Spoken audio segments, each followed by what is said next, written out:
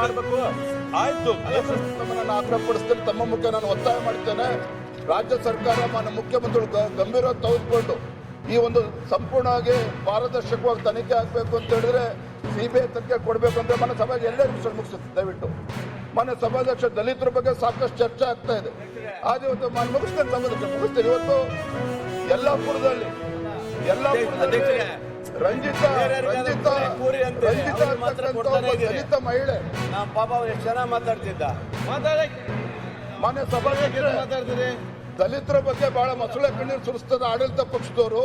ಅಲ್ಲಿ ಯಲ್ಲಾಪುರದಲ್ಲಿ ರಂಜಿತಾ ಅಂತಕ್ಕಂಥ ಒಬ್ಬ ಹಿಂದೂ ಮಹಿಳೆ, ದಲಿತ ಮಹಿಳೆ ಹಾಡು ಆಗಲೇ ಆ ಮಹಿಳೆ ಕತ್ತು ಸೀಳಿ ಕೊಲೆ ಮಾಡಿರ್ತಕ್ಕಂಥದ್ದು. ನನ್ನ ವಿನಂತಿ ಇಷ್ಟೇನೆ, ನಾನು ಕೂಡ ಅಲ್ಲಿ ಹೋಗಿ ನಾವು ಪಕ್ಷದ ವತಿಯಿಂದ ಒಂದು ಸಣ್ಣ ಪರಿಹಾರನ ಕೊಡುವಂತ ಕೆಲಸ ಮಾಡಿದ್ವಿ.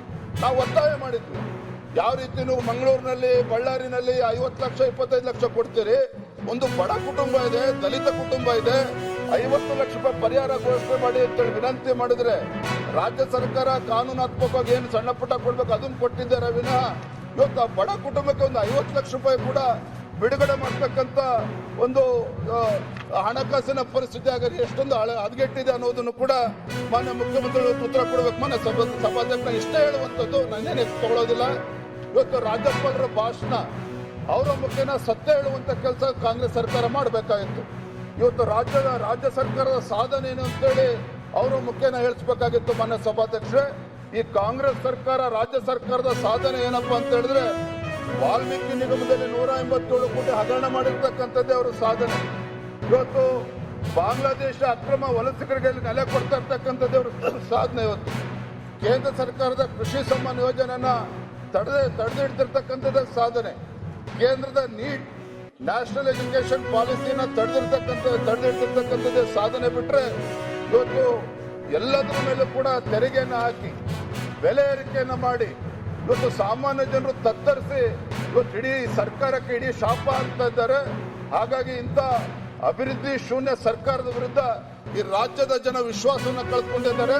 ಆ ಸತ್ಯವನ್ನು ಹೇಳ್ತಕ್ಕಂಥ ಪ್ರಾಮಾಣಿಕ ಪ್ರಯತ್ನ ರಾಜ್ಯ ಸರ್ಕಾರ ಮಾಡಬೇಕಾಗಿತ್ತು, ಮಾಡಿಲ್ಲ ಅಂತಕ್ಕಂಥದ್ದು ದುರಂತ. ಮನ ಸಭಾಧ್ಯಕ್ಷೆ ಇಷ್ಟೇ ಹೇಳಿ, ಈ ಕಾಂಗ್ರೆಸ್ ಸರ್ಕಾರ ಎಲ್ಲಾ ರಂಗದಲ್ಲೂ ಕೂಡ ವೈಫಲ್ಯ ಆಗಿರ್ತಕ್ಕಂಥದ್ದು. ಅದನ್ನ ನಾನು ತಮ್ಮ ಮೂಲಕ ಸದನ ಮೂಲಕ ತಮ್ಮ ಮುಖೇನ ಸರ್ಕಾರಕ್ಕೆ ಬೆಳಕು ಚೆಲ್ಲುವಂತ ಕೆಲಸ ಮಾಡಿರ್ತಾರ. ರೈತರ ಪರವಾಗಿ ಕೆಲಸ ಮಾಡ್ತೇನೆ ಸಭಾಧ್ಯಕ್ಷೆ.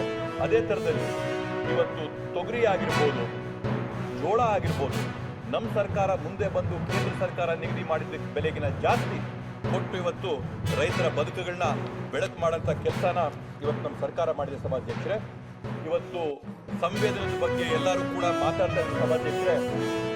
ನಮ್ಮ ಸರ್ಕಾರಕ್ಕೆ ಸಂವೇದನೆ ಇರೋ ಥರ ಬೇರೆ ಎಲ್ಲೂ ಇಲ್ಲ ಸಭಾಧ್ಯಕ್ಷರೇ.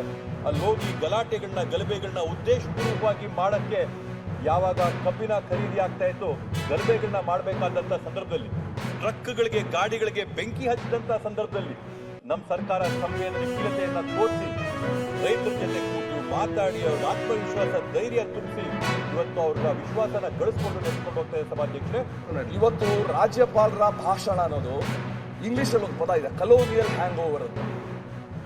ವಸಾಹತುಶಾಹಿಯ ಪಳೆಯುಳಿಕೆ. ಇದು ನಾವು ವೆಸ್ಟ್ ಮಿನ್ಸ್ಟರ್ ಸಿಸ್ಟಮ್ನ ಅಡಾಪ್ಟ್ ಮಾಡ್ಕೊಂಡಿದ್ದೀವಿ ಇಂಗ್ಲೆಂಡ್ದು. ಅಲ್ಲಿ ರಾಣಿ ಬಂದು ಉಭಯ ಸದನಗಳನ್ನ ಅಡ್ರೆಸ್ ಮಾಡಿ ಮೆಂಬರ್ಸ್ಗೆಲ್ಲ ಶುಭ ಕೋರಿ ಇಲ್ಲಿ ಚೆನ್ನಾಗಿ ಕೆಲಸ ಮಾಡಿ ಅಂತ ಹೇಳೋದೊಂದು ವಾಡಿಕೆ. ಸೊ ನಮ್ಮಲ್ಲಿ ಕೂಡ ಅದನ್ನ ಅಡಾಪ್ಟ್ ಮಾಡ್ಕೋಬೇಕು.